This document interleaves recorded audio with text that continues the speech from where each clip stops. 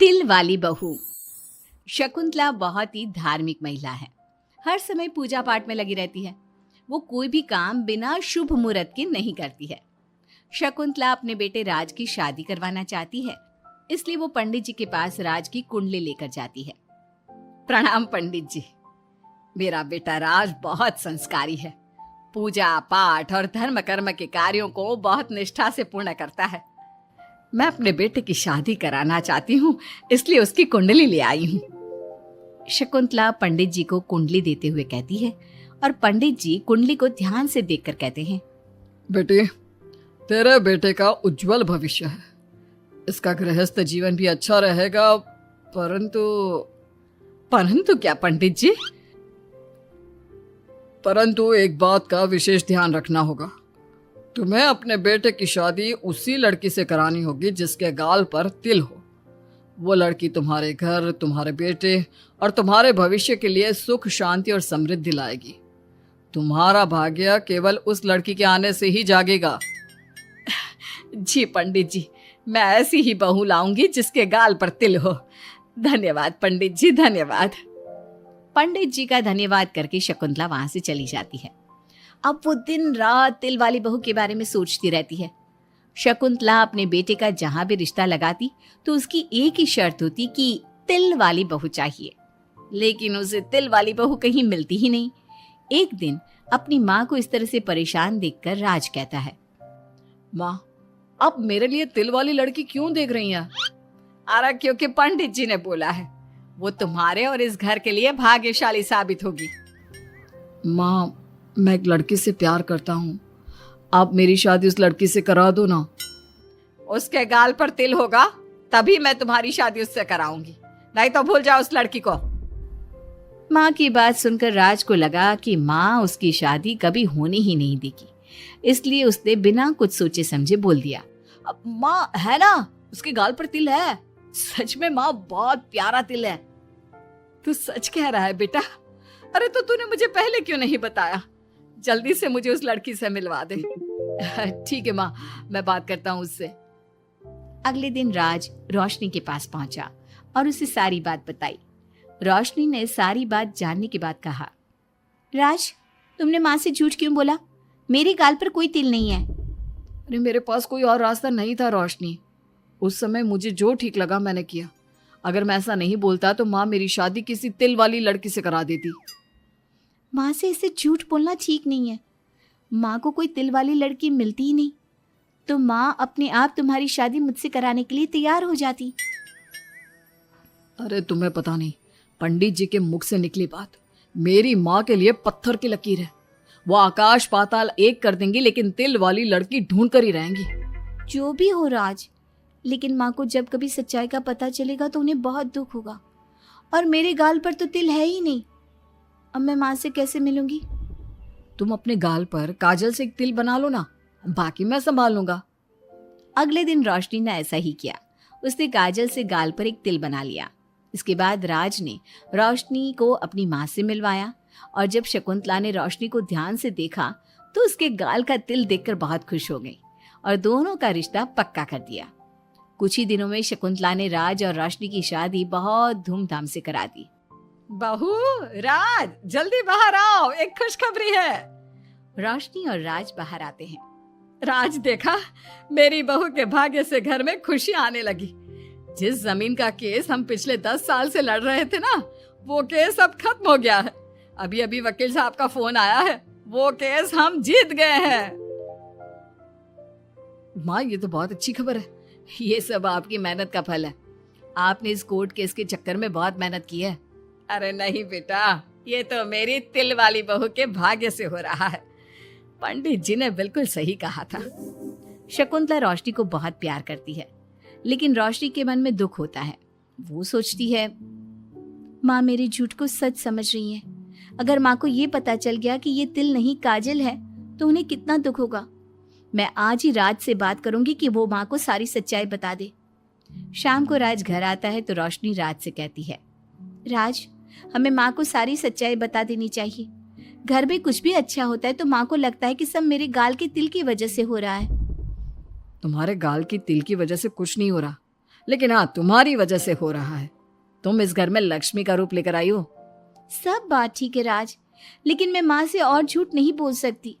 मैं कल ही उन्हें सब कुछ सच सच बता दूंगी।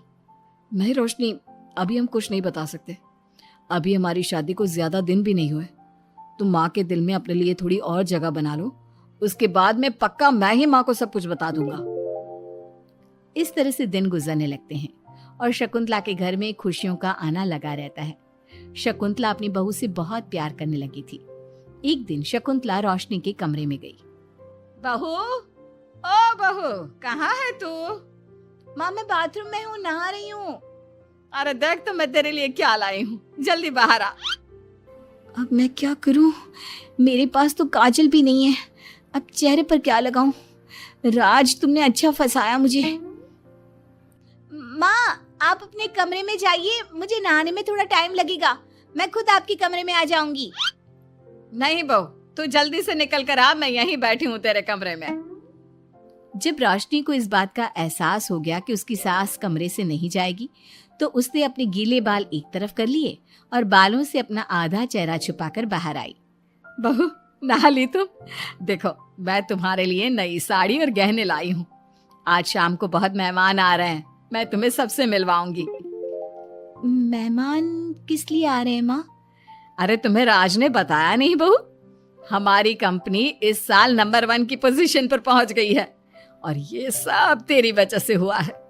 चलो मैं चलती हूँ, मुझे शाम की बहुत सारी तैयारी भी तो करनी है। जब शकुंतला रोशनी के कमरे से चली गई, तब उसकी जान में जान आई। शाम को पार्टी में बहुत बड़े बड़े लोग आए थे। शकुंतला ने अपनी बहू को सबसे मिलवाया और उसकी खूब तारीफ की।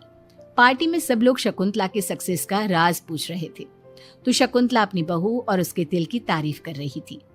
एक दिन शकुंतला अपने बहू बेटी के साथ घूमने गई। आज हम घूमने आए हैं तो देखो मौसम भी कितना प्यारा हो गया है, लगता है बारिश आने वाली है। शकुंतला के इतना कहते ही जोरों की बारिश शुरू हो गई। रोशनी और राज कुछ सोच पाते इससे पहले ही रोशनी के गाल पर काजल का तिल बह गया और शकुंतला ने ये सब देख लिया। अब शकुंतला के गुस्से की कोई हद ना रही। तुमने मुझसे झूठ बोला? तेरी इतनी हिम्मत? कल वही मैंने तुझे इतना प्यार किया, तुझे अपने बेटे से ज्यादा ममता दी और तूने मेरे साथ विश्वासघात किया। मैं तुझे कभी माफ नहीं करूंगी। माँ, इसमें रोशनी की कोई गलती नहीं है। मैंने ही कहा था इसे ऐसा करने के लिए। रोशनी ने कई बार आपको सच्चाई बताने की कोशिश की, लेकिन मैंने हर बार उसे रोक दिया। क्या तूने कहा था?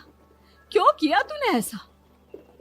कितना बुरा दिन था वो जब मैंने तुम दोनों की शादी करवाई और तुझे शर्म नहीं आई अपनी माँ को धोखा देते हुए? तो माँ मैं और क्या करता? अब तो पीछे ही पड़ गई थी तिल वाली बहू के। आपको कोई लड़की भी तो नहीं मिल रही थी और मैं रोशनी को बहुत प्यार करता हूँ, उसके बिना नहीं रह सकता। हाँ तो अब इसी के पास रहे। मैं तुम दोनों की शक्ल नहीं देखना चाहती। ले जा इस झूठी और मनहूस लड़की को मेरे सामने से। माँ, कल तक तो रोशनी बहुत भाग्यवान थी, आज ये मनहूस हो गई।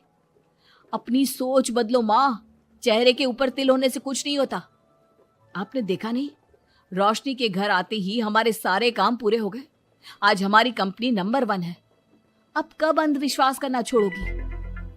बेटे की इतना समझाने पर माँ को समझ में आ जाता है कि वो गलती कर रही है।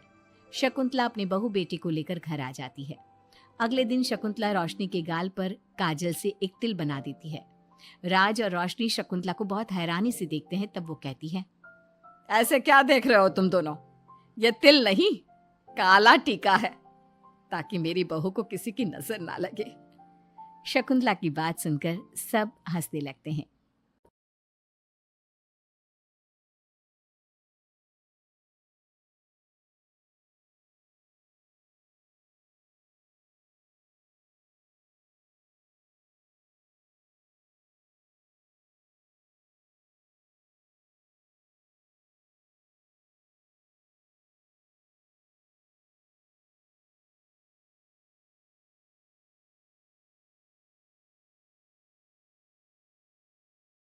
ढोंगी बहू।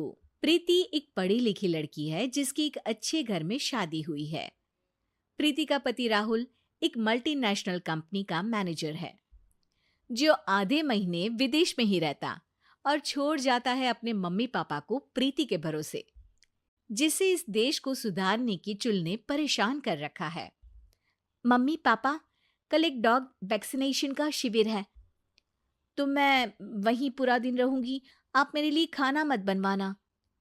अरे बेटा प्रीति, वो बाई तो काम छोड़कर परसों ही जा चुकी, एक नई बाई देखनी पड़ेगी। माँ, आप तो जानती ही हो ना कि मैं कितना बिजी रहती हूँ। अगर कल मैं नहीं गई तो कुत्ते एडॉप्ट ही नहीं हो पाएंगे। देखिए, हम इंसान तो बोलकर अपनी तकलीफों को बता सकते हैं, लेकिन वो बेचारे, उन्हें हमारी ज्यादा जरूरत है मम्मी। अरे बोल के भी हम क्या हासिल कर पा रहे हैं। अब ठीक है बेटा, तू जा, मैं खाना बना लूंगी। ऐसा पहली बार नहीं हो रहा था।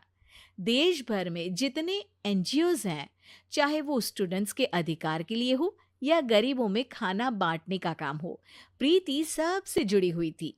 रोज कहीं बाहर ही रहती थी, एक शिविर में नहीं तो दूसरे में, और छोड़ जाती थी अपने सास ससुर को उनके खुद के भरोसे।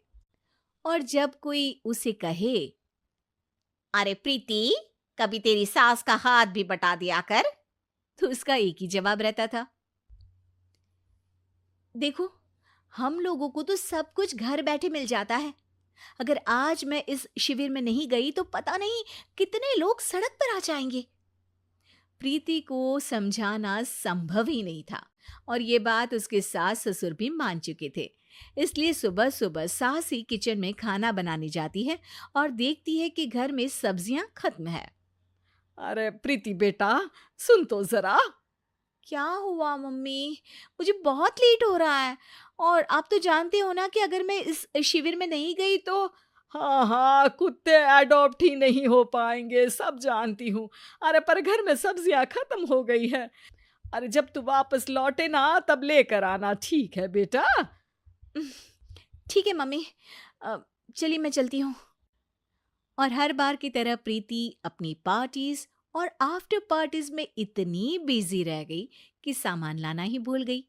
बात केवल सब्जियों की नहीं थी, लेकिन प्रीति हर रोज किसी नए शिविर में निकल जाती थी, अपने सास ससुर को अकेला छोड़कर। एक हफ्ते बाद प्रीति के ससुर जी के हाथ में दर्द होने लगा। अरे बेटा प्रीति, पापा जी के हाथ में बहुत दर्द हो रहा है, आज इनको डॉक्टर के पास लेकर जाना पड़ेगा।